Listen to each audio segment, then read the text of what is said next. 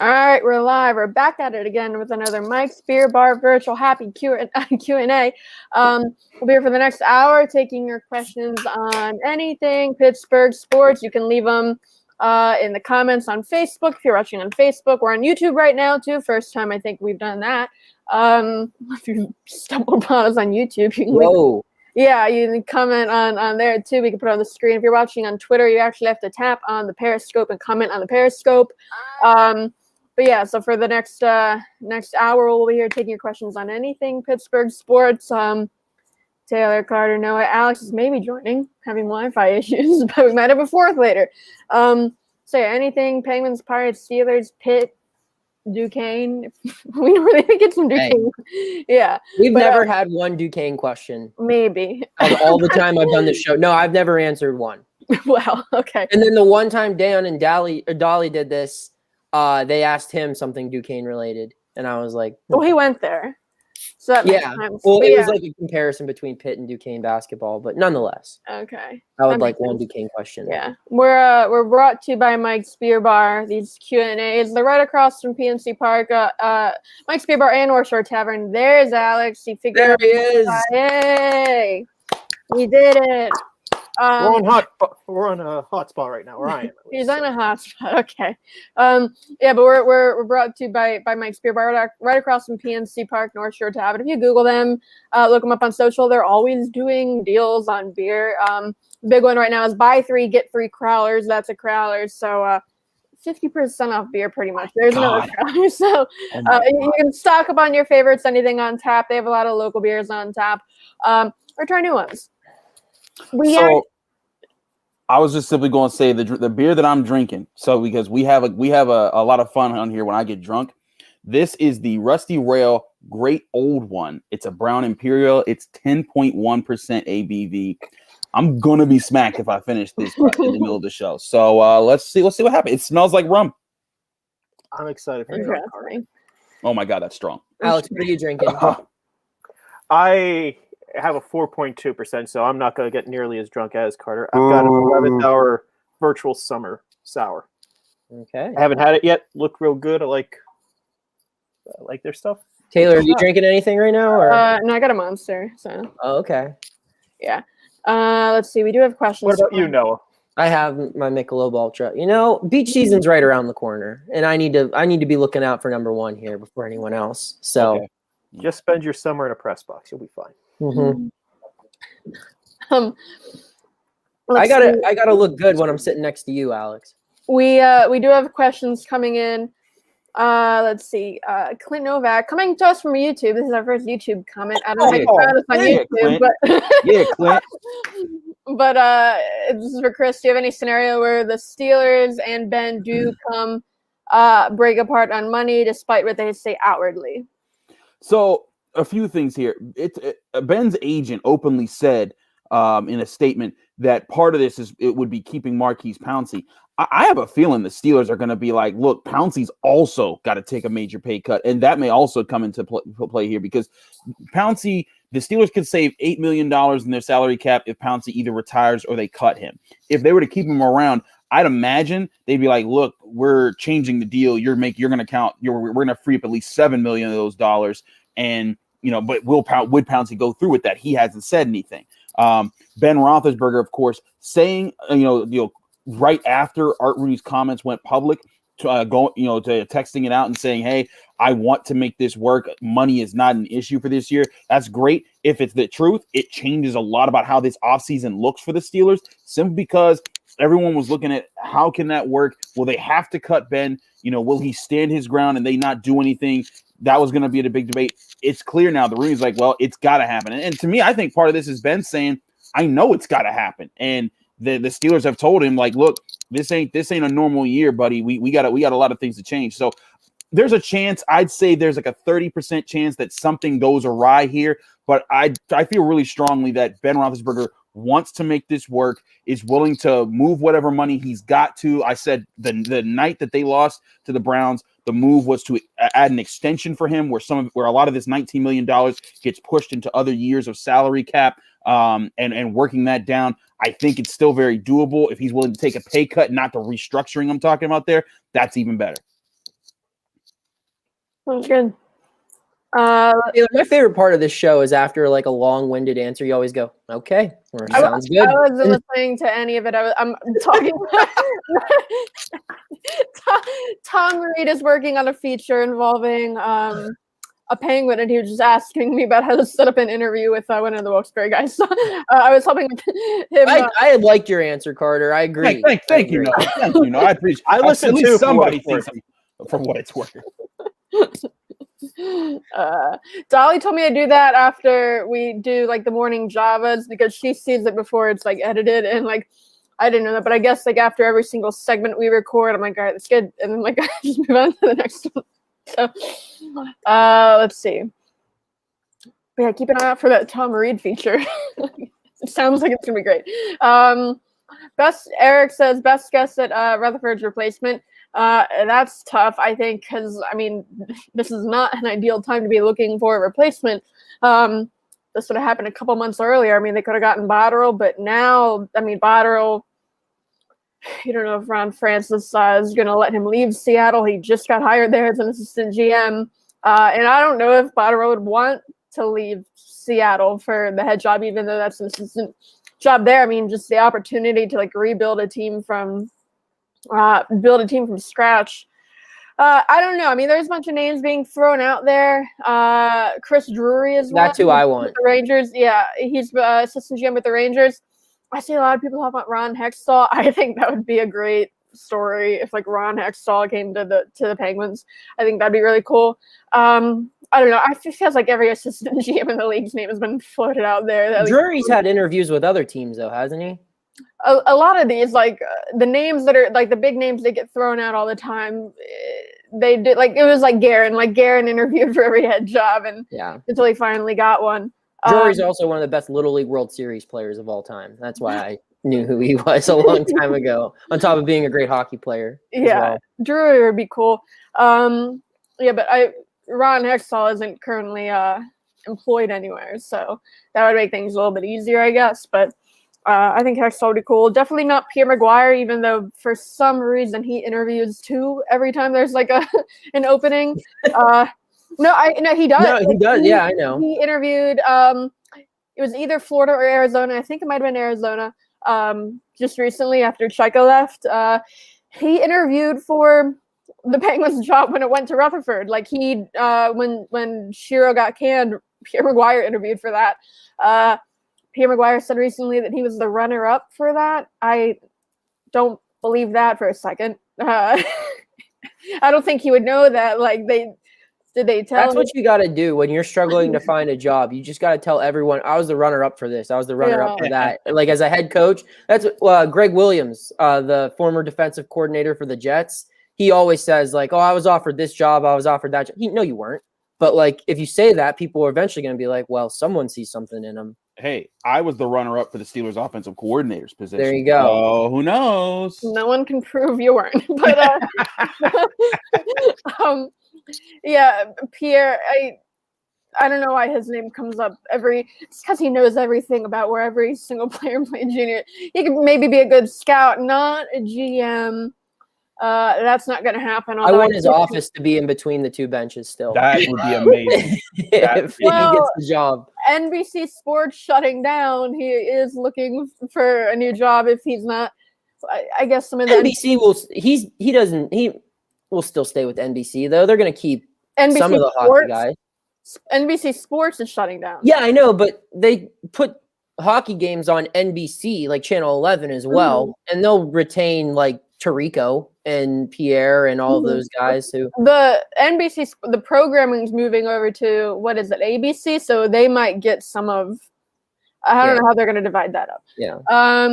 Let's see. We got so many questions coming in. Speaking of Rutherford, Matthew says, what's up with the JR and Letang rumor? I don't know, just a rumor, just that. For what people don't know what he's talking about, I think one of the theories that went out there was that Rutherford wanted to trade Letang to one of the teams that is on his like approved list of teams because he does have a modified no trade clause, and that ownership told him no, and then So he just up and left because he couldn't trade Letang. I don't know. There's just so many different theories out there. I think Like Jim Rutherford got rich on GameStop stock and just said, I have more money than I know what to do with now. And that's why he left. He's the guy running that Reddit thread. But I mean, there are a bunch of things out there. All we know is that it's not health related and it's a personal choice. I think it is telling though that, I mean, he didn't retire and he did leave it open that, you know, he would be open to working again in hockey in some capacity. So I don't know. I don't think anyone knows for sure other than Rutherford and management. Let's see. So many questions. Another football one. With Stafford and Watson out there for trades, don't you think it's time to move Ben? Who would take him? Yeah, move Ben is the problem there. So here's the thing: is that people got to realize Ben Roethlisberger is not going to be wanted by any Ben Roethlisberger's value is to the Steelers. If he goes somewhere else, he's retiring. He doesn't want to go anywhere else. He wants to play in Pittsburgh. Even if you're another organization, do you want to take Ben Roethlisberger for? Give up your young quarterback for this old quarterback? No, that's not how this is going to happen. The problem here, and I've said this before, the problem here with trading to get a quarterback this year is if you trade to get Matt Stafford, if you trade to get Deshaun Watson, especially Deshaun Watson, you're going to be giving up assets. And right now, the Steelers offense needs to focus on building its offensive line and its running back room to improve the ground game for whoever is the quarterback. If you let it be someone else that's not Ben, meaning if you go out and you trade for Stafford, you're giving up a draft pick, you're giving up a player, you're giving up assets to build the core that you're building right now. You do that, even if Matt Stafford comes here, he's in a worse situation than Ben was. If you bring Deshaun Watson, now Deshaun Watson's a little different because he'll be with you for the next 10 years, you hope. But still, you're taking away assets. The key right now is to keep investing in your own roster. Look at the draft. See where you can improve on the offensive line. Make moves with Pouncey, with Ben's contract, with Nelson's contract, maybe with Vince Williams' contract, to Castro. Move money around so you can go into free agency, attack strong, build with some depth, and then draft the guys you think will be most applicable to your roster in this current season. But there's no team that's going to take Ben. And I don't see the value of trading to get a quarterback if Ben can come back and at least be the manager. Because right now, this isn't about coming back and it just being sling the ball all over again. Art Rooney said they're going to emphasize the running game on Thursday. I believe it. I don't. I think that Ben, depending on who they hire as offensive coordinator, if it's Canada, which it is, yeah, and he's just going to do what he wants. And to build upon your point, Chris, it's not just guys they could bring in via trade. Anyone that they can acquire that is worthy of a starting spot is going to cost them a first-round draft pick pretty much. And if that means getting a guy like Stafford or Watson would be more than one first-round draft pick. Or if they take a quarterback in the first round, there's a chance that a guy like Mac Jones or even Trey Lance might be around by the time they're on the clock. Probably Mac Jones and not Trey Lance. But nonetheless, if they take someone in the first round, then they're neglecting their biggest need, which is offensive line, and which is a position I think their first two picks in this upcoming draft should be spent on, just considering all the guys who are leaving. So I agree with you, Carter. It's just Ben's just going to have to be the quarterback for the Pittsburgh Steelers this next year. The only outside replacement that I could see starting instead of him would be someone they would get, they got Haskins. Maybe it would be him. I highly doubt it. In something higher level, maybe like an Andy Dalton or Jameis or somebody. But that's not what's going to make anyone happy here. No, and that's the thing. It's going to have to be someone else. Like if you're reaching to get somebody, and I already did say, if Ben wasn't willing to negotiate money, they're going to have to reassess and go get somebody to bring into the quarterback room. So he made it clear he's not just going to be sitting around with Mason Rudolph and hoping for the best. But if Ben's coming back, that allows them some breathing space. Because again, when the Steelers ran the football last year, early in the season, they had success. If they had kept the pace that they had in the first 6 games of the season, they would have been the 8th best rushing offense in the NFL. I think that Matt Canada is going to try and make more parts of his offense work in that sense and get the ground game going. And again, when Art Rooney says we're going to emphasize it, I'm not saying that they're going to become the number one rushing team overnight, but I am saying you're going to see serious investment in this offseason to rebuild the offensive line, look to the future, get a primo running back, not a guy that's a third or fourth round pick. I think here's my thing, though, Noah. I think if they pick an offensive lineman in the first round, unless it's like a Creed Humphrey or a guy that's still sitting there in the second round, I see him going after running back in the second round because they need a playmaker, a guy that makes people miss. And I know people say running backs don't matter anymore, but guess what? You see what happens with James Conner when you need a guy to make somebody miss in the hole. And the last time this team won 2 playoff games, it was off the back of Le'Veon Bell and working with an offensive line that wasn't that good at run blocking that year. I would rather them get the kid from Alabama who tore his ACL in the SEC championship game. What's his name? Landon something? The center. Humphreys. Yeah, I'd rather them get him in the second round and Chuba Hubbard in the third round, or even the kid from Ohio State. Both of them will probably be around in the third round. I'll take those guys as opposed to taking ATN or somebody in the second round. Well, see, here's the thing. In the first round, you can get a Najee Harris or Etienne. The second round, you can get a Creed Humphrey, who I see better than the dude from Alabama. Creed Humphrey looks like a monster at center. And then even then, you can still look at offensive tackle. But that, I think that's the luxury that you have here is that, one, there's no center that's going in the first round this year. I think that you look at, but again, still best player available. If one of those top guys, if Christian Darrisaw falls from being a potential top 10 pick to being 24, absolutely go get him. But if Najee Harris and Travis Etienne, what might even happen here, Noah, is they trade back. They say, you know what? Forget it. Like we don't need Najee Harris right here. We'll trade back to the early second round. Someone else get this. We pick up a third rounder or a fourth rounder, and then you use that to again maybe draft another inside linebacker, maybe draft another cornerback, add to your depth that way. But they have I think there's a best player available situation that they got that's really beneficial to them. Yeah. We've been talking about the same thing for a while. I think probably time to take another question. The transition queen. I love it. Let's go. Okay. Good question. Paul says next team to make a move, trade, free agent, or anything else. I can just jump right in and say probably not the Penguins, just because Patrick Allvin just took over, and a couple months ago he was only the director of scouting. He's only been an assistant GM for a couple months, so I can't imagine he's going to jump right into trading somebody here. Would like putting someone, taking someone off the taxi squad and putting them in the lineup count as a move? Because if so, that's going to be the Penguins. Yeah, I mean, if that counts as a move, like that's going to happen tomorrow when they take Yannick Weber off the taxi squad. But Yannick Weber was a Rutherford addition. He just couldn't make it in time for the game against Boston because he was in a snowstorm. So if that counts. But as far as like a trade or signing, like I would rule out the Penguins for now. Probably the Pirates. It's probably the Pirates. They'll get just because they're looking for pitching help. They're looking for some form of outfielder besides the 4 that they have on the roster. Adam Frazier's finally getting the tiniest bit of traction in trade rumors now that most of the middle infielders have signed. So that, and it's February. It's probably going to be the Pirates. This is minor league contract offer season, and the Pirates are the kings of that. The taxi squad doesn't count. The Pirates no, but I'm saying Joe minor league deals Hudson do to count. a minor league deal with an invitation to spring training. Every team has a guy on its opening day roster that was signed to a minor league deal, especially a team like the Pirates. So that does count. Like if they sign, if they get I'm not counting Baby Shark as a legitimate move. They would get Felix Hernandez on a minor league. Did you just say Baby Shark? JB Shark. JB Shark. But you can put into Baby Shark as yes, I did. That's a deep cut.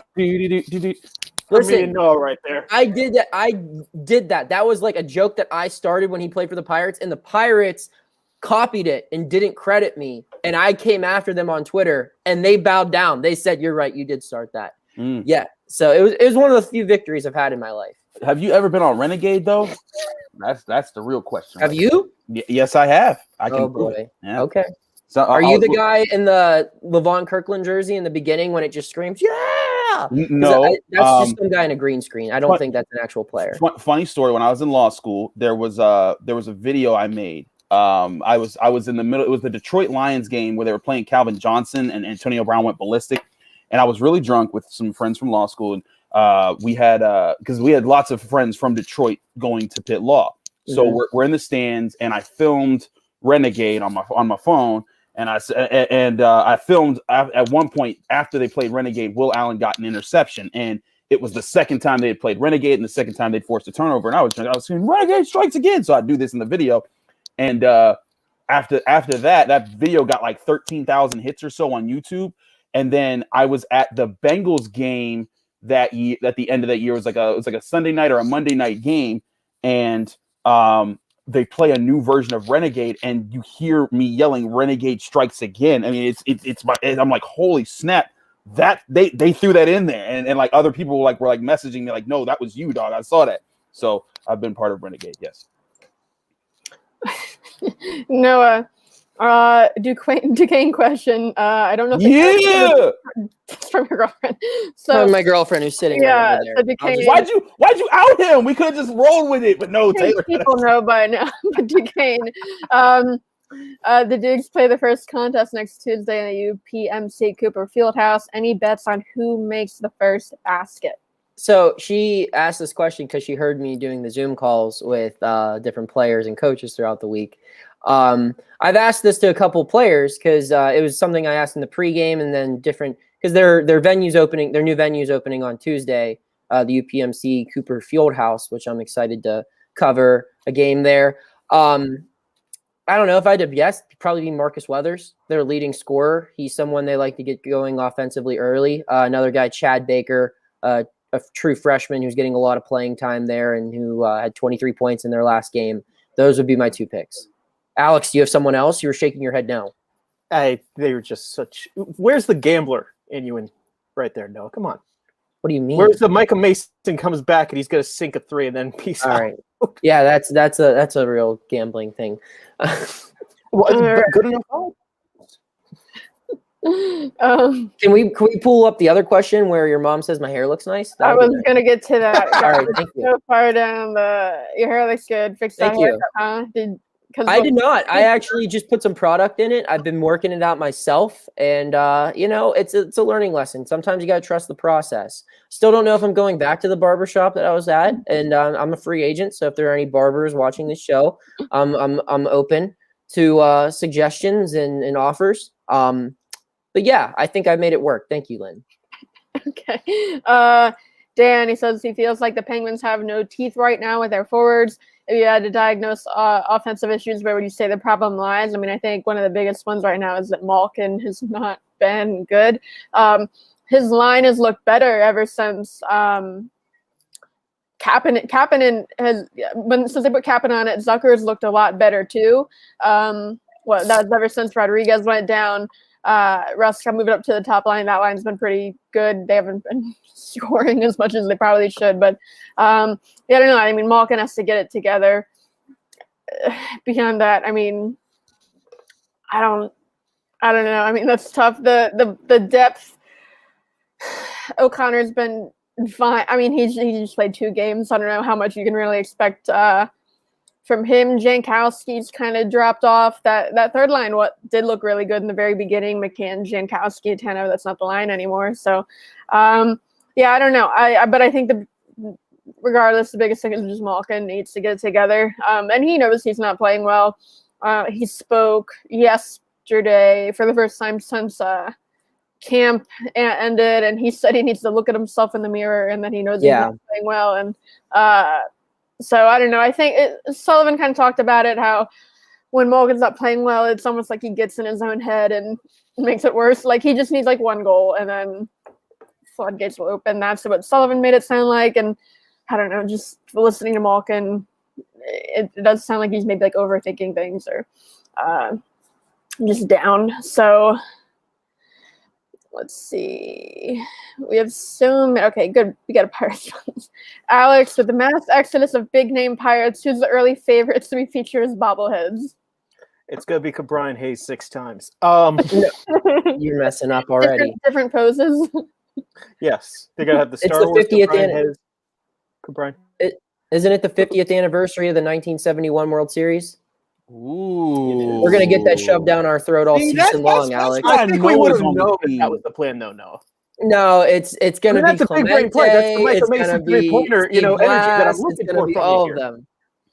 It's going to be 1971. No one loves talking about how good they used to be more than the Pittsburgh Pirates. And it's just any year that ends in a 9 or a 1 or a 0. It's just like I want a 1920. What was it? 25. They won over 25. over the Washington Senators. Yeah, I want like that. Like bring me some Pie Trainer bobbleheads or something like that. Let's mix it up. I've heard enough about the 71 and 79 Pirates. Sounds good. Alex, any serious answers there? I know, yeah. I mean, there's Cabrine, there's Brian Reynolds. To be blunt, there's probably not going to be anything this year because we haven't gotten a promotion schedule, and who knows whenever people are going to be back in the ballpark. 2022, though. Cabrine. Okay. Has Greg Brown reached the point in his career where he gets a bobblehead? He's been better, man. For a while. Get Greg. I would get a Greg Brown bobblehead. I would too. With a cannonball coming right at his face. Or just. Okay, everyone stop. We're gonna formulate a pitch after the Zoom call. We're gonna. I've got a couple connections within the Pirates. The Penguins have done a couple that are just like not players. The one year they had Mike Lang right here and Jim Rutherford. Yeah, you got your Lang. Rutherford got one when he was in the Hall of Fame. So you have the Rutherford one too? No, I have all my media idols. I got a Myron one, and then one more here. This one broke, so I don't want it to fall apart. So, yep, here it broke. We got Steve Blass, and you don't have the 3 broadcast. No, I don't have the Bob Prince one. No. All right, hang on. Oh, okay. They just go through every pierogi. Potato Pete gets a bobblehead. I have a whole bunch of pierogi. I don't know what would bobble on that because he doesn't they don't have heads. But no, because the pierogi's body bobbles, and then they did bobble it. Okay. Yeah, no, I have like 3 of them. Cool. Let me see, Alex. Let's see the gunner. I don't have any bobbleheads on here. That's a really good one. Oh, look, it's the guy who wouldn't call Roberto Clemente by his name. Yay! Get him out of here. Yeah. Get Bob Prince out of here. What you doing? Bring him on the show. He's coming back later for you, Carter. Don't worry. All right. Let's see. Dan again. If you could pick one problem the Pirates haven't fixed it, what problem would you fix and how? All of them. Alex. I mean, there's some very, very low hanging fruit here. No, I'm gonna pick mine, and it has nothing to do with baseball. If fans aren't allowed in the stands this year, I do not want fans to be singing the 7th inning stretch on the Jumbotron. Those were the most painful videos they would play. They would have like season ticket holders, like a family singing it together, and it was always horrible. Alex would be with me in the press box, and like I would just be livid the whole time. Like, this is the most unpleasant thing this franchise has ever put me through. And as someone who has been watching them routinely since I was about 5 years old, it was horrible. The one time they had this opera lady singing, and that was rough. I mean, it's just horrible. I guess so. I guess I'm uncultured, I guess, is what if that's culture, watching people sing the 7th inning stretch on a Jumbotron in an empty stadium, then I guess I'm uncultured. They should give them the beat, because that was the problem. My main problem last year is like people would just sing "Take Me Out to the Ball" at their own pace, and they'd still put Vince Lachey. The bouncing baseball. It's the bouncing cookie of a restaurant that's not a sponsor of this show, so we're not going to say it. But it's a place to smile. It's not that good. It's overrated. Yeah, if you go there after 2 a.m., they got a good breakfast buffet. That's the all I'm saying. All I'm saying is both of y'all missed widely on this. The answer was change Bob Nutted. Get me Mark. That was the low hanging fruit. Just get me that. And you skipped over it. It's like change the payroll. That's the easiest thing in the world, because changing Bob Nutted isn't specific enough. He's going to sell to another businessman. Businessman's going to want to turn a profit on it. Yeah, I want Michael Keaton to own the Pirates. Forget Mark Cuban. Let's get the other Mount Lebanon guy. I don't think he has the money to do it. But it would be fun. Get me Batman. Give me Beetlejuice. Give me Batman. Yeah. It's like you just imagine in a negotiation. Johnson could be a figurehead for like Guggenheim in the dog. Magic Johnson would play. Do you guys follow Magic Johnson on Twitter? he's about to put the Associated Press out of business. Because like after every sporting event, he just writes a small 200 character recap on what happened. Like the Steelers lost to the Browns. Ben Roethlisberger threw 5 touchdowns but 5 interceptions, and the Browns won their first game at Heinz Field in 17 years. You're like, that's a great tweet, Magic. You know, like that's his Twitter account. It's amazing. Yes, he's gonna put the AP out of business.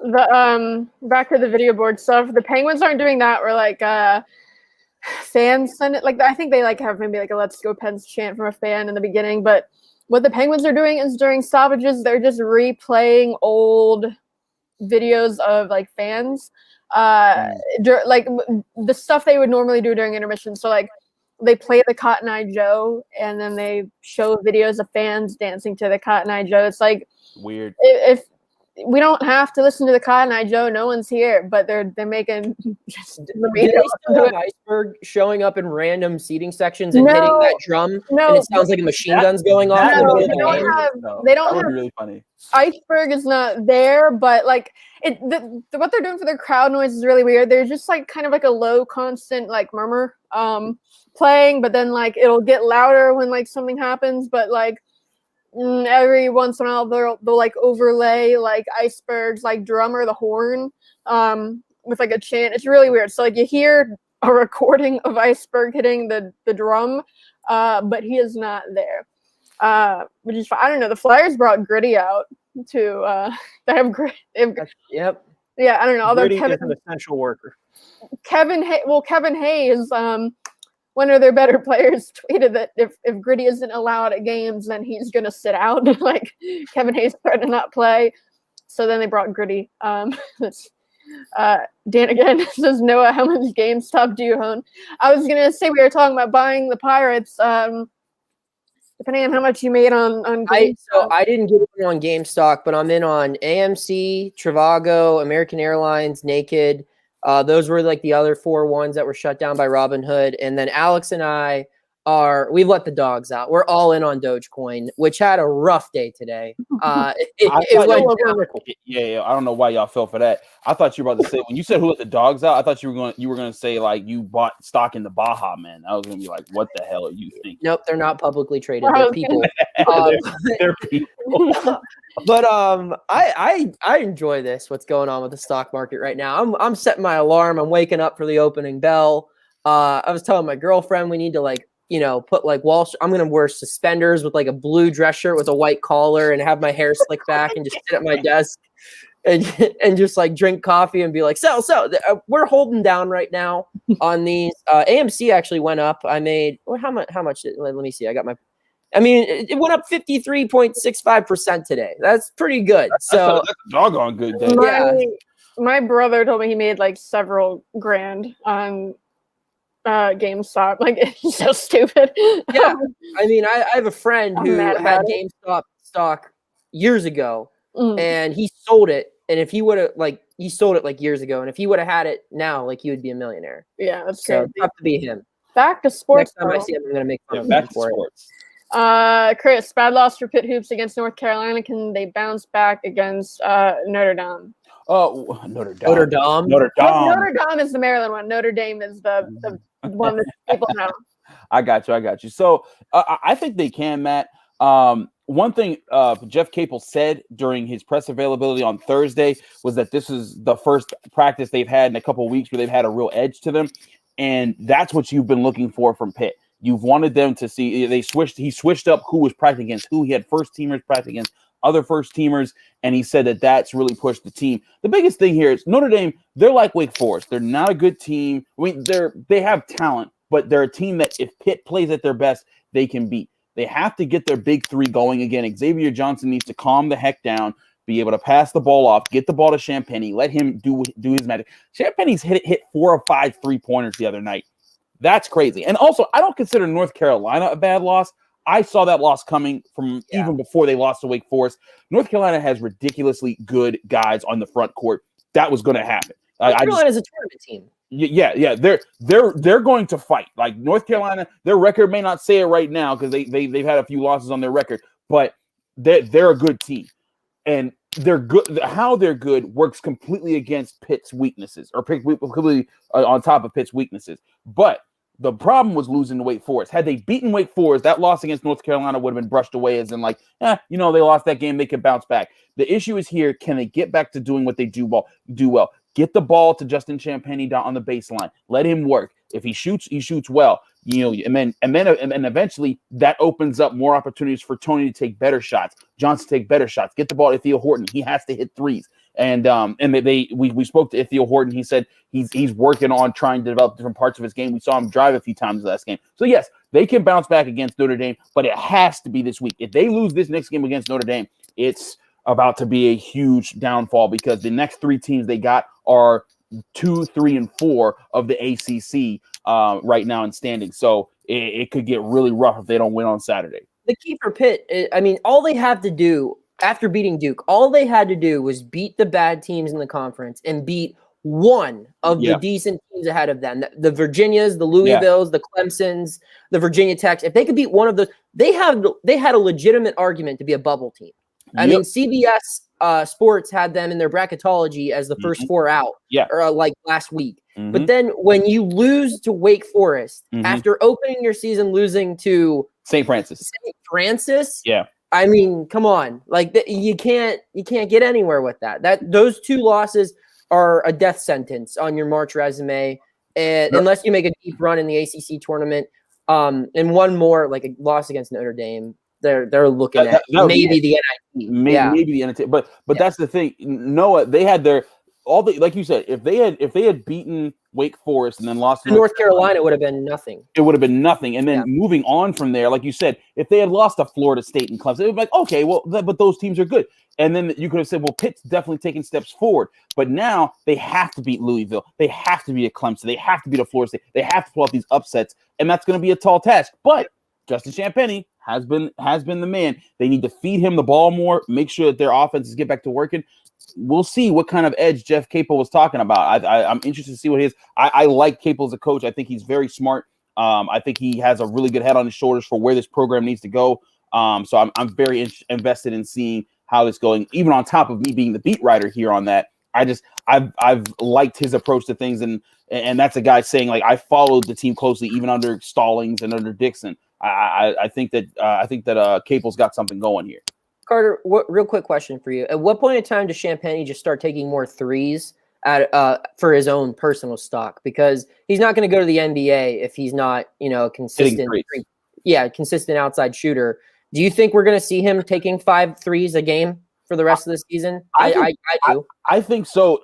Even beyond the NBA point, he's hitting them. It wasn't just last game. I mean, last 4 games, he's hit more threes than he's missed. And that's where I'm like, if he's doing that, make it part of your game. You don't need a Theo Horton because Justin Champagnie's going to drain a 3. And then as soon as they come to him, he just dribbles around him, dunks it like he did against North Carolina. That's the kind of stuff that you want to see. And he's getting ACC Player of the Year awards, back to back to back. So I totally see Champagnie. He keeps hitting the 3. That's the thing. If he keeps hitting the 3 and he shows that he can have better handles when he's taking the ball to the hoop, I mean, he's like a second-round pick or maybe late first round. A late first-round pick, I'd say.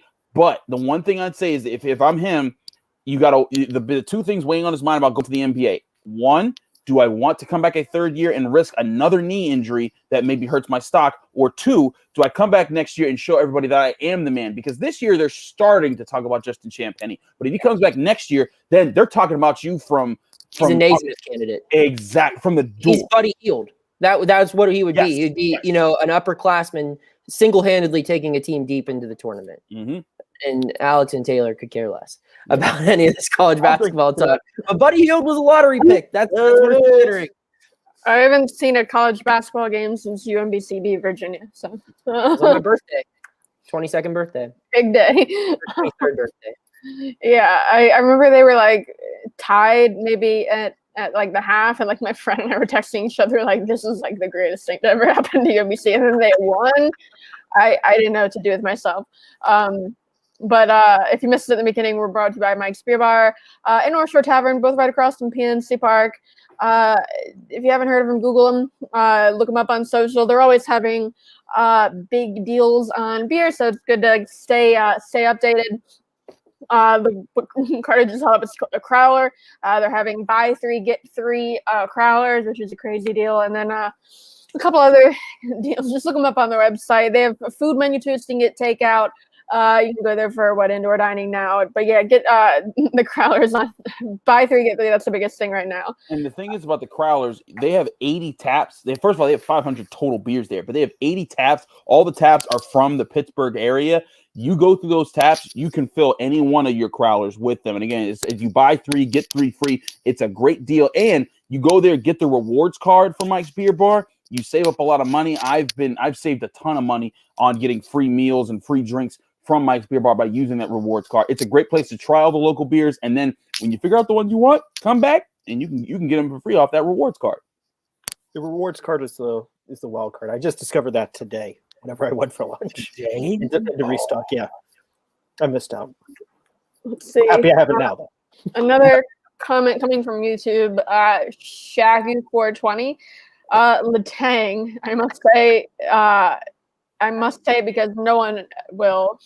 His unfocused play and lack of leadership have done the most damage to the Penguins. Why can't the Penguins separate themselves from him?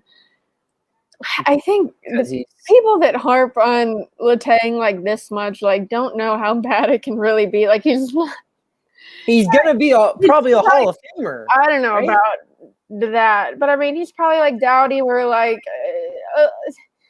a lot of the offensive defensemen who play big minutes also have a lot of turnovers. That just like, if you look at I think I did a story on it last year. I did something where like the rate of turnovers, if you like look at like who has the most in the league, the guys at the top of the list are really good defensemen, because like the offensive defensemen who are playing a lot of minutes,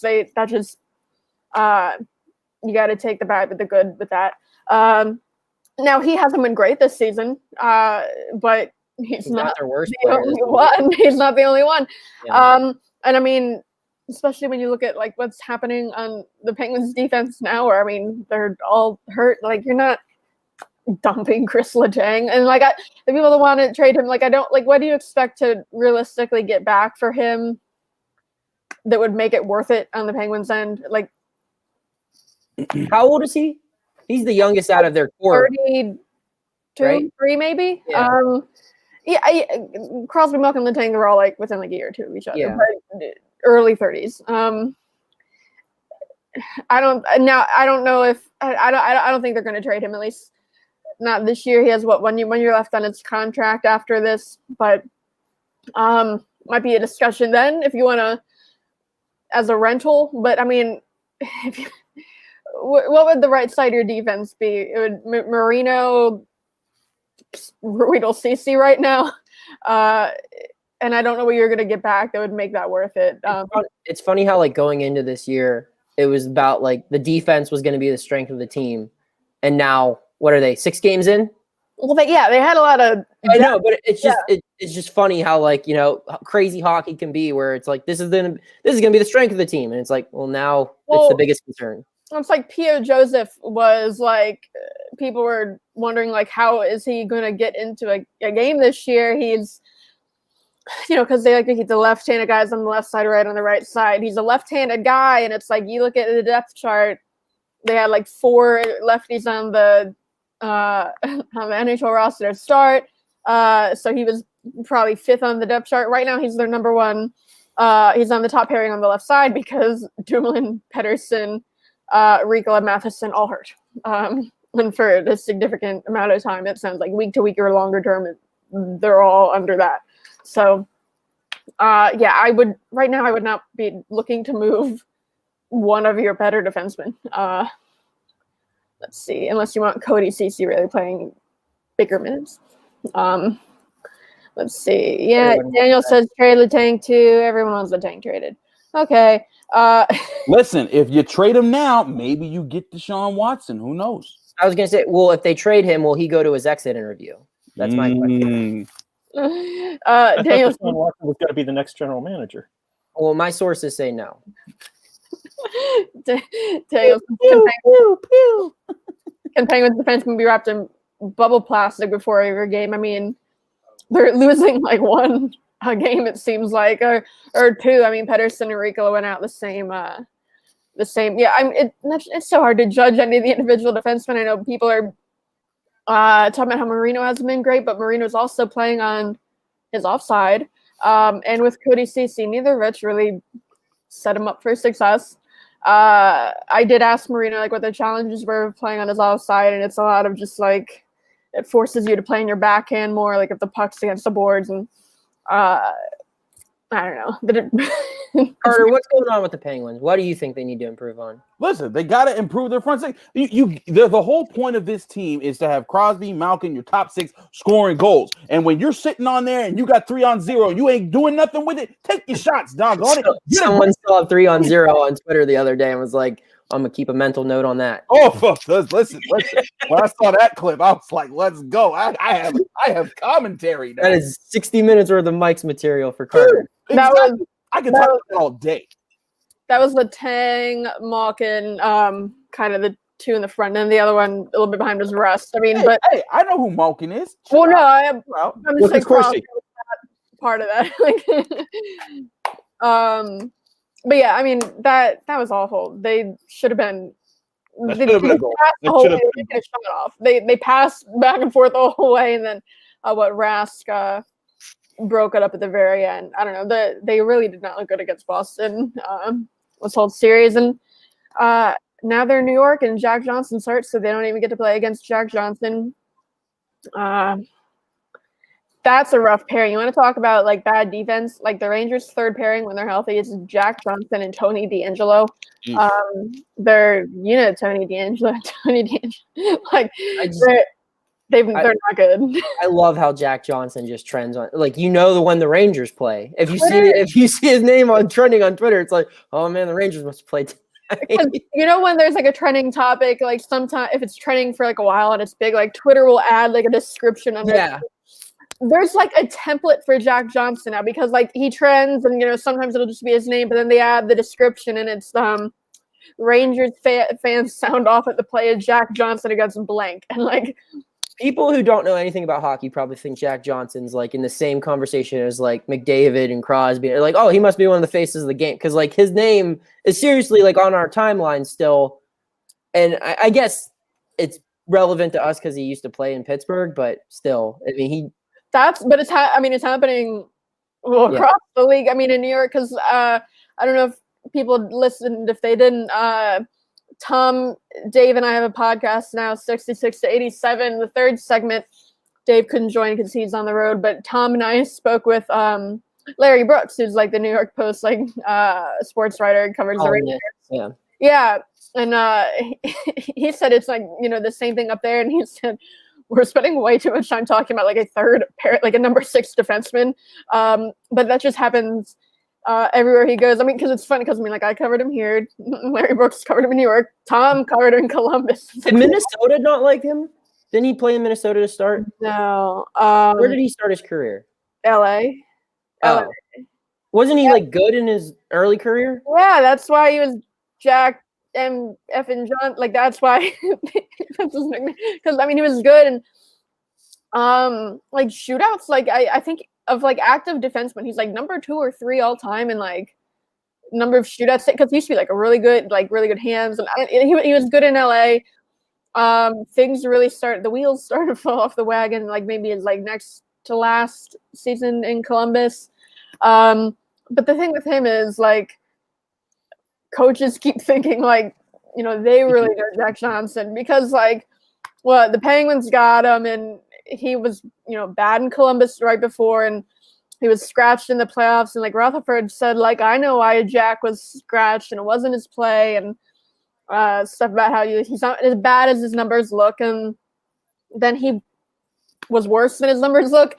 And then he goes to New York and David Quinn, the Rangers head coach, kind of said the same thing, but like we know his numbers aren't that, in training camp, we know his numbers aren't good, but he's better than his numbers look. And then he's worse. Like so he must just be like the nicest person in the world. He is. He really is. Like, I just want to say I do not appreciate Taylor skipping over important questions and comments like people complimenting both myself and Noah's hair. We just No, my hair was pointed out. My hair was no, your hair was. Someone said it was good. It was her mom said, Yeah. "No, your hair looks good. Fix that haircut." Oh, damn, she said, "Fix the haircut." No, she said you did fix the haircut. Okay. Oh, that's right, because you complained about your haircut. Yes. Okay. So We talked about this. Yeah, you're just blackout drunk and can't remember now. Apparently, I'm not blackout. 10.1% is getting to you. Yeah. That's what I said. But hey, my hair does look like, and I'm getting a haircut tomorrow. Ain't that crazy, Dan? How about that? Chris, would you trade Letang for Carey Price? I mean, if Carey Price is the best goalie since Jesus, according to y'all, yes, of course. Trade him. Get. I don't remember any book of the Bible saying Jesus was a good goalie. It was probably very warm. Genesis in Jerusalem. He wasn't around in Genesis. Like, I don't think they had ice there. What did they say about Von Miller in Deuteronomy? For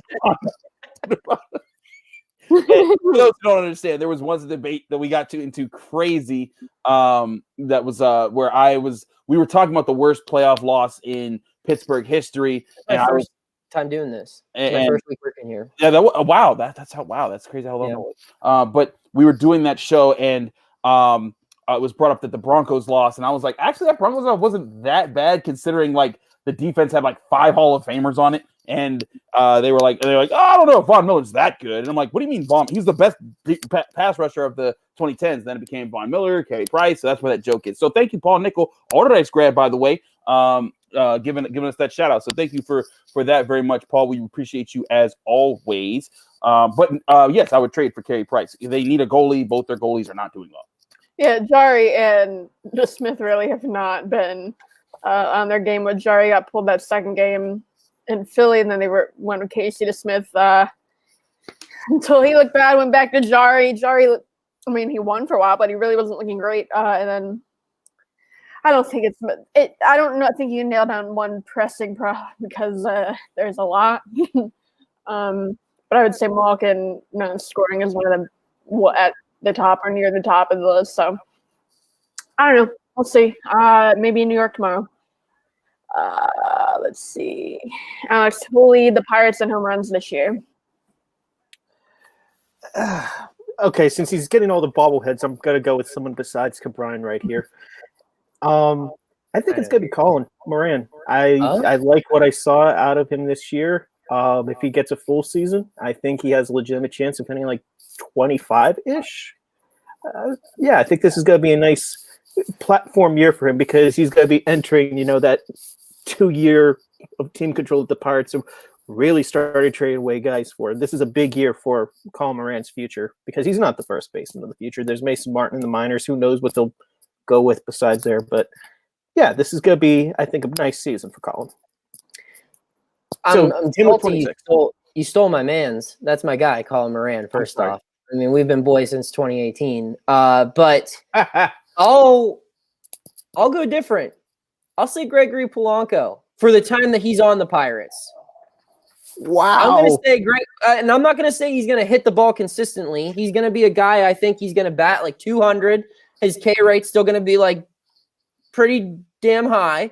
But I think he's going to have like 15 home runs at the All-Star break, and they're going to trade him away. So he might not finish this season leading the team in home runs, but I think because of Cabrine, my worry about Cabrine offensively this year is he has no lineup protection whatsoever. He has Brian Reynolds. That's it. Because I mean, what are they batting in front of him and Colin Moran batting behind him? Not saying that's like Colin Moran, but that's not a lot of protection. If they hit him second and then bat Reynolds third, then maybe because you have Frazier lead off. But if they bat Cabrine third, which I think they're going to do, and have Moran behind him, that's not the protection a kid who's 24 years old really needs and deserves. So I don't know if he's going to hit a lot of home runs, especially earlier in the year when the games are being taken a little bit more serious. I think he might rack them up in the later games when they're completely out of contention. But yeah, I'm going to go with Greg. I think Greg's going to hit like 15, hit like 205. His OPS is going to be like 700, and the Pirates are going to trade him for a 40-grade prospect who will never see AAA. That's my prediction. I'm far more shocked if Gregory Polanco hits 205 than if he leads the team at home runs. I agree. Because that's a good sleeper. That's my Micah Mason hitting the first 3 at the new stadium. I saw this question. I saw this question in the queue here on the side, like in the back end where we can see it. And I was thinking, are there any opposing players who will hit more home runs against the Pirates than Pirates players will hit this season? I was running nowadays. I was, I mean, like, I was just running through my head. I'm like, who's in it? Goldschmidt, maybe. Adams is back. Yeah, it's just I couldn't think. So no, but yeah, it's probably gonna be Brian Hayes if we're being honest with each other. Let's see. What in-house free agent is the Steelers' highest priority? In-house free agent to me is Cam Sutton, just because they need the depth at cornerback position. If Joe Hayden or Nelson goes down, Sutton is a great replacement for them, and he plays the slot.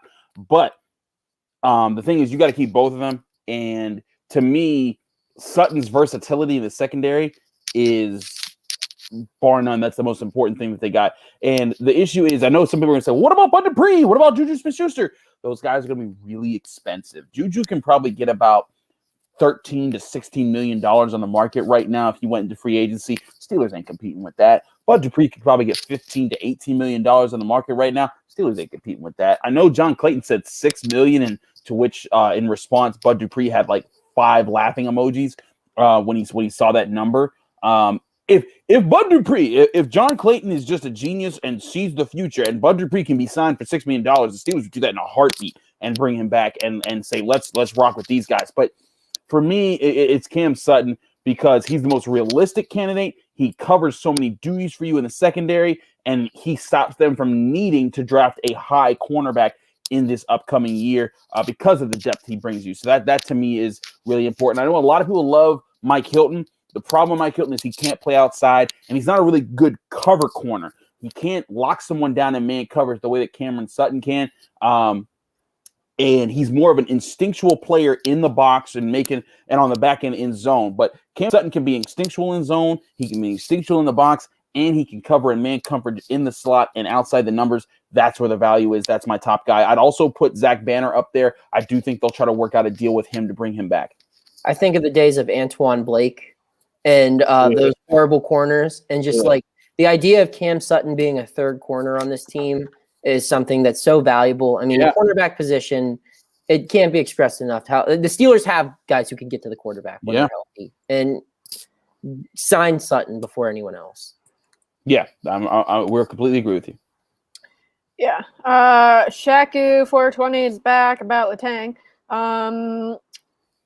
Still talking about Letang. Imagine the Penguins without his gaffes, with someone else in the cap space void left by Letang. But like, this is what I'm talking about. We're like, okay, like we just went over this, how like offensive defensemen, the really good ones, also typically have high turnover rates.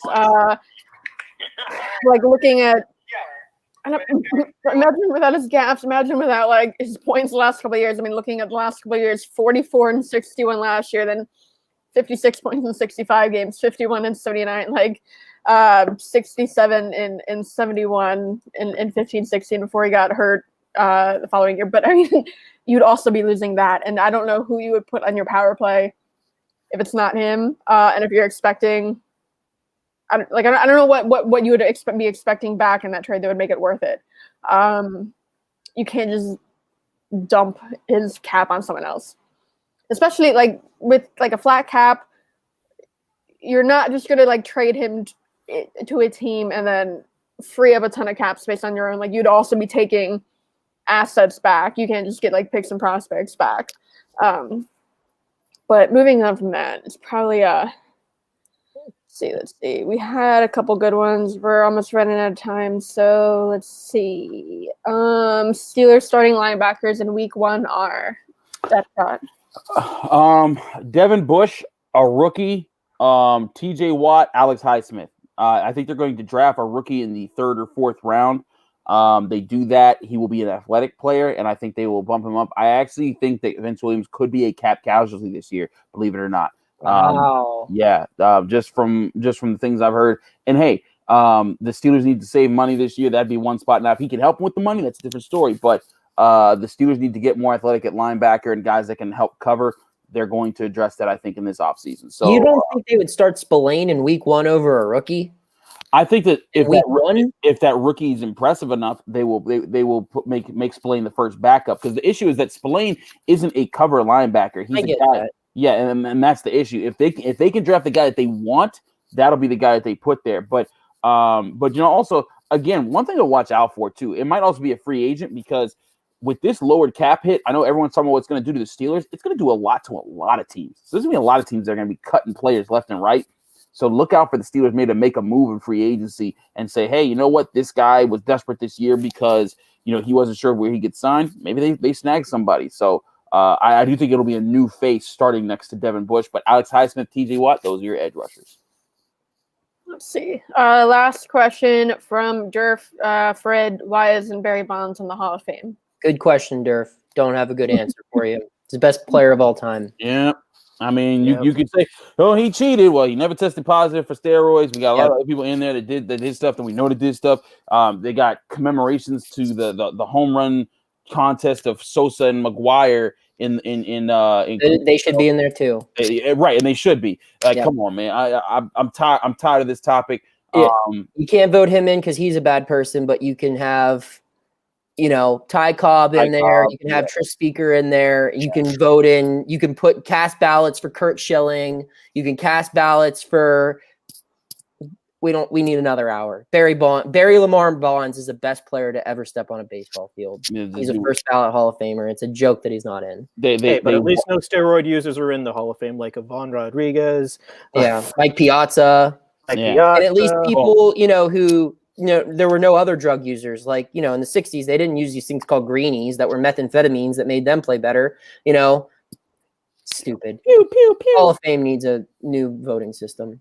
I saw a couple screenshots of ballot. Like, there were multiple ballots that were only Jeff Kent.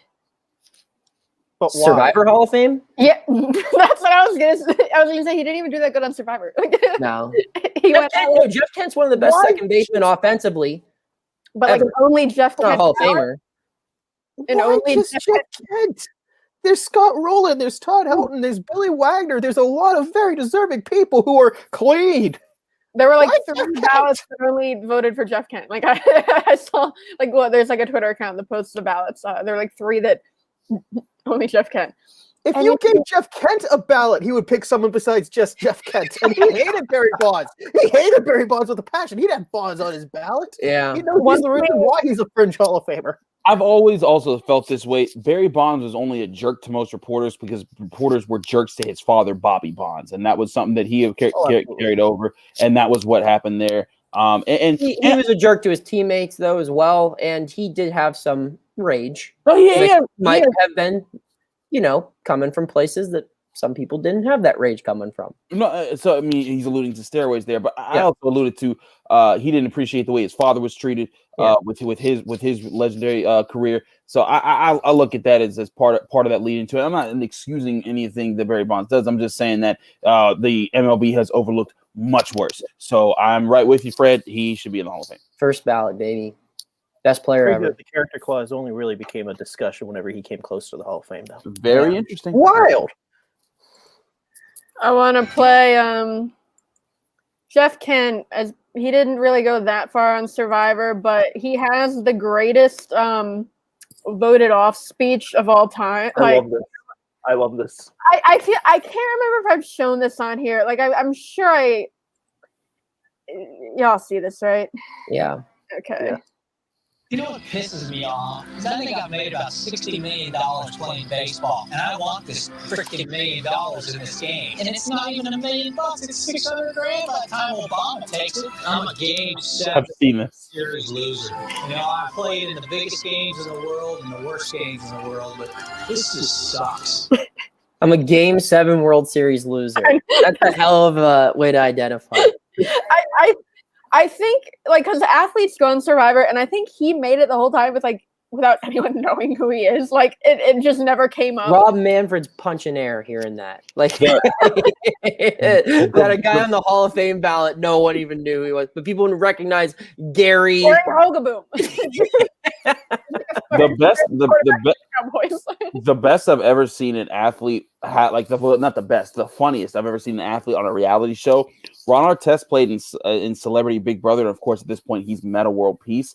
But he's being talked to by the only other two black people in the house, which was Rudy from the Cosby Show and Omarosa, and they're trying to like unify because they're like, listen, they're picking off the black people in the house. You got to be ready. You got to be ready for this. And he's like, wait, are y'all athletes?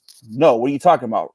It's like Meta. It's like he's like, no, like I understand. Why are we talking? Why are we in an alliance here? And they're like, look at him like, you do realize that we are all black in this room, and that there have been 3 of us sent out the house. They're the only 3 that have been sent out.